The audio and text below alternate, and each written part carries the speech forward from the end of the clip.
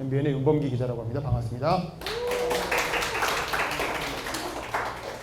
우리 조봉암 선생님은 1898년에 인천 강화도에서 태어나셨다고 해요. 20세기가 되기 직전에 태어나신 거죠. 1800년대생입니다. 근데 이 태어난 시기는 굉장히 중요해요.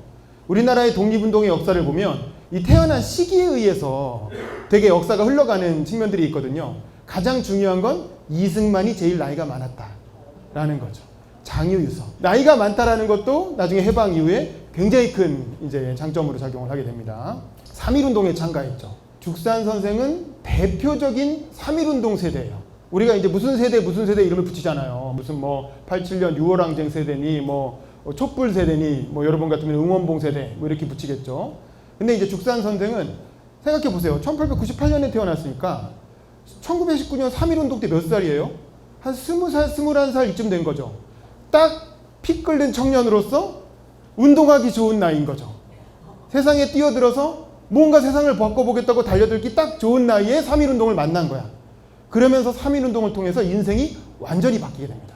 그 다음에 고려공산당에 가입을 하고 조선공산당을 또 자기가 만들고 그 다음에 중국공산당까지 가입을 합니다. 공산당 이제 그 트리플을 한 거죠. 그러니까 이제 공산당 중에 공산당이에요. 그야말로 제일 위험한 사람이죠. 우리가 함부로 알아서는 안 되는 사람인데 공산당이랑 공산당은 다 가입했어요. 그때 조선인이 가입할 수 있는 공산당은 아마 일본 공산당 빼고는 다 가입한 것 같아요. 46년에 해방 이후에 박헌영을 공개 비판을 하면서 공산당과 절연을 하고 자, 그 다음에 농림부 장관이 되고 국회 부의장이 되고 이때부터는 대한민국의 정치인으로서 활동을 한 거죠. 자, 그 다음에 56년, 52년에 두 번에 걸쳐서 대통령 선거에 출마를 했습니다. 자, 이걸 통해서 국민 속으로 더 깊이 들어가고 알려지게 된 거죠. 그리고 59년에 사형 집행에서 돌아가셨습니다. 자, 3.1운동이라고 하는 건 그 당시의 청년들에게 굉장히 큰 영향을 미쳤는데 그래서 이 3.1운동을 경험하면서 독립운동에 뛰어든 젊은이들이 엄청나게 많아요.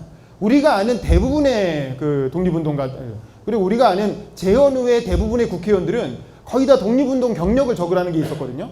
그때 거의 다 3.1운동을 적었어요. 다 3.1운동에 참여해서 정치적 의식이 각성이 됐고 그걸 통해서 이제 정치를 해야 되겠다 혹은 독립운동을 해야 되겠다라고 이제 뛰어들게 된 거죠. 마치 여러분이 이제 윤석열 탄핵 응원봉 집회에 참여하면서 이게 정치 효능감을 느끼게 되고 뭔가 정치를 해야 되겠다고 생각하게 되는 것과 비슷한 그런 경험이었다고 보시면 돼요. 그래서 원래는 강화도에서 완전히 이제 시골 촌놈으로 살던 그 조봉암이라는 소년이 이제 사회주의자로 각성하는 계기가 바로 3.1운동이었던 겁니다. 자, 4.19 세대는 대부분 리버럴이 됐죠. 4.19 세대는 대부분 자유민주주의자가 되거든요. 그리고 386 세대라고 하죠. 우리가 6월항쟁 세대. 6월항쟁 세대는 되게 민족주의자가 돼요. 근데 이제 그래서 이제 6월항쟁 세대를 대표하는 게 이른바 전대협이라고 하는 통일운동 흐름이죠. 근데 3.1운동 세대는 특이하게도 대부분 사회주의자가 됐어요. 그럼 3.1운동 세대는 왜 사회주의자가 됐을까? 왜냐하면 당시에 1917년에 1919년이 3.1운동이잖아요. 1917년 2년 전에 러시아 혁명이 일어난 거야. 그래서 우리나라 바로 옆에 있던 엄청나게 큰 러시아라는 대국이 갑자기 사회주의 국가로 바뀌게 되는 거죠. 그러니까 당연히 그 영향을 안 받을 수가 없겠죠. 그리고 또 그 당시 민족대표 33인 우리가 아는 그분들이 투항주의. 왜냐면 아시죠? 이게 딱 발표만 하고 바로 경찰서에 자수했잖아요. 그렇게 해가지고 바로 그냥 이제 투항을 했고 비폭력 운동을 선호했고 그 다음에 그 이후에 또 민족주의자들이 했던 주된 독립운동이라는 게 물산 장려운동이라고 조선 물품, 그러니까 국산품 애용운동이죠. 아니면 밀립대학 건설운동. 그러니까 우리가 돈을 모아서 대학교를 만들어 보자. 사실 그래서 만들어진 게 나중에 고려대학교, 연세대학교 이런 게 만들어지긴 해요. 근데 일제시대에는 안 됐어요. 경성제국대학이 만들어지는 계기는 됐지. 근데 이런 운동들이 다 결국 실패했어요.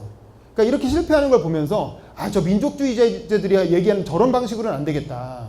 저렇게 개량주의적 방식으로 해가지고는 어느 천년의 독립을 이루겠느냐. 왜냐면 젊은이였기 때문에 20살 젊은이였기 때문에 아직 살 날이 많았고 자기가 살아생전에 독립을 볼 수 있을 거라고 생각을 한 거죠. 그래서 더 과격하고 더 확실한 방법으로 독립운동을 해야 되겠다라고 생각을 했고 사회주의에 이제 빠져들게 되는 것입니다. 그래서 이제 조봉암 선생은 강화도에서 태어났지만 원래는 군청에서 사환으로 일했다고 해요. 사환이라는 게 우리 치면 인턴이죠. 제대로 된 공무원은 아니고 그냥 이제 구청에서 일하는 동사무소에 일하는 인턴 같은 거였던 거야. 그래서 일하다가 직원까지 승진을 했어요. 그러니까 정규직은 됐는데 주산을 되게 잘했다고 해요. 그래서 이제 어쨌든 일을 잘하는 청년이었어. 근데 그 상황에서 일본인 직원하고 싸움이 붙은 거야. 뭐 그럴 만하겠죠. 그 당시 동사무소라는 건 다 일본이 운영하는 거였으니까 일본 직원하고 뭐 일하다 보면 뭐 민족감정 뭐 이런 게 있었겠죠. 투닥투닥 싸우다 보니까 또 일방적으로 굉장히 불공정하게 갑질을 당하고 자기가 피해를 보고 막 징계 당하고 막 그랬겠죠. 그것 때문에 이제 젊은 혈기가 화가 나니까 때려친 거예요. 그럼 이제 동네에 그 당시 교회가, 강화도에 교회가 있어서 교회 일을 봐주면서 이른바 교회 오빠, 우리 원조 교회 오빠, 교회 일을 봐주면서 그렇게 하고 있다가 알다시피 3.1운동은 종교단체들이 일으킨 운동이에요.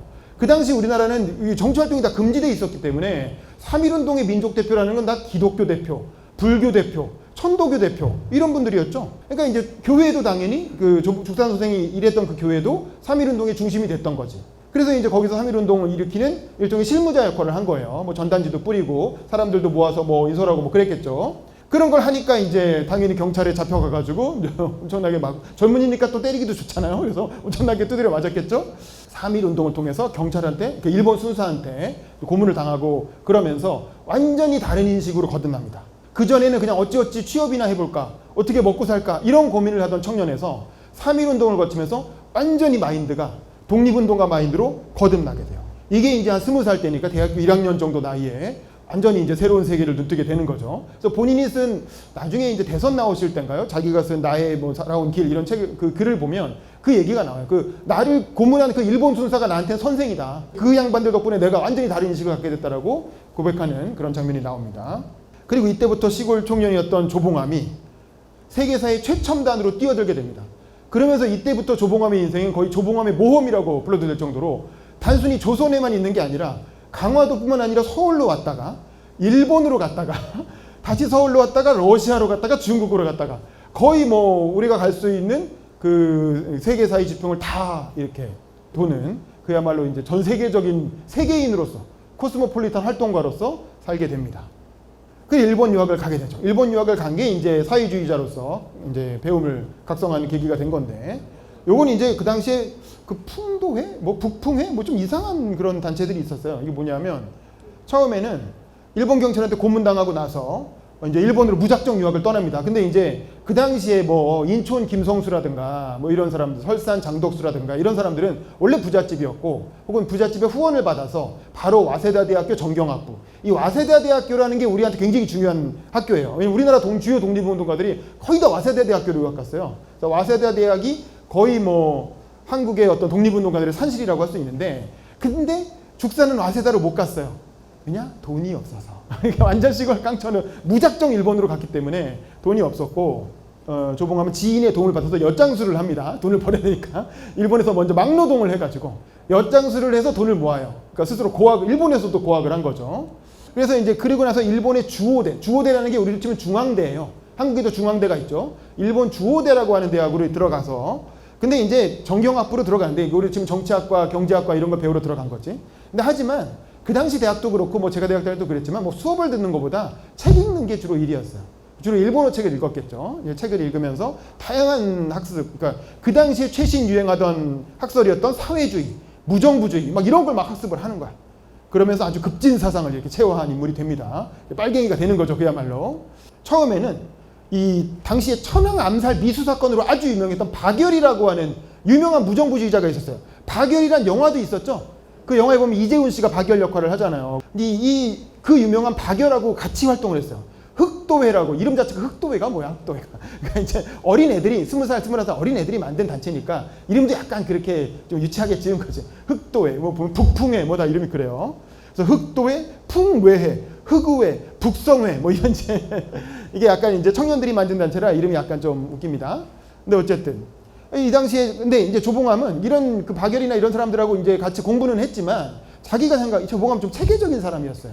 그러니까 아나키즘은 그 열정 하나만 가지고 그냥 막 이렇게 총 들고 뛰어드는 뭐 의열단이라든가 이런 이제 박열 뭐 이런 사람들이었는데, 조봉암은 이렇게 해가지고 독립이 될까? 이렇게 해서 일본 놈들 몇 명 죽인다고 해서 독립이 되겠냐? 이슈는 만들 수 있겠지만, 이슈를 만들어서 조선인들에게 뭔가 경각심을 깨울 수는 있겠지만, 이런다고 독립이 되겠느냐? 뭔가 체계적인 방법이 있어야 되지 않냐? 체계적으로 세상을 변화시키는 방법이 뭐냐? 결국 사회주의밖에 없는 거 아니냐? 왜냐하면 러시아가 실제로 사회주의 국가가 됐으니까. 그런 거대한 국가 권력을 가진 러시아의 이념을 따라야 되는 거 아니냐? 라고 해서 박열 같은 무정부주의자들과 좀 거리를 두고 사회주의를 본격적으로 자신의 이념으로 받아들이게 된 것입니다. 그래서 이제 실체를 가진 볼셰비즘, 사회주의 중에서도 러시아 혁명의 주류 이념이라고 할 수 있는 볼셰비즘을 자기 이념으로 받아들인 거죠. 근데 이게 조봉암만 그런 게 아니고 그 당시 대부분의 독립운동하는 청년들은 이게 주류였어요. 이게 이제 이상한 게 아니라 이게 메인스트림이야. 그 당시 독립운동에서는. 자, 그 다음에 그래서 한 2년 정도 도쿄 생활, 1년 정도는 엿장수에서 돈 모았고 1년 정도는 중앙대학교에 들어가서 공부를 했지만 돈이 없으니까 아마 끝까지 마치지 못하고 사회주의 사상을 좀 습득을 한 다음에 다시 귀국을 하게 됩니다. 그래서 이제 본격적으로 독립운동을 하자라고 해가지고 국내로 들어와서 이런저런 우여곡절을 거쳐서 조선공산당을 만들고 조선공산당의 대표로 베르누이라고 하는 러시아의 어떤 지역에서 열린 무슨 대회 같은 게 있었어요. 러시아, 그 당시에 러시아가 공산화되고 나서 전국의 사회주의를 퍼뜨리고 있는 중이었기 때문에 전 세계 사회주의자들을 모아는 그런 행사가 많았어.